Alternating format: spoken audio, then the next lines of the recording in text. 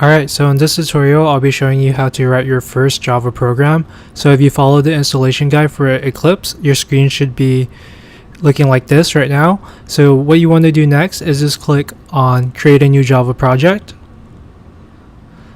And for the project name, we'll just call it Hello World. Hit finish. And then this is essentially the Eclipse IDE. This is the default interface. And here you see our project Hello World. Click on the arrow, click on the source file, and then create a new class. And then we'll name our class Hello World. Hit finish. And then in our Hello World Java file,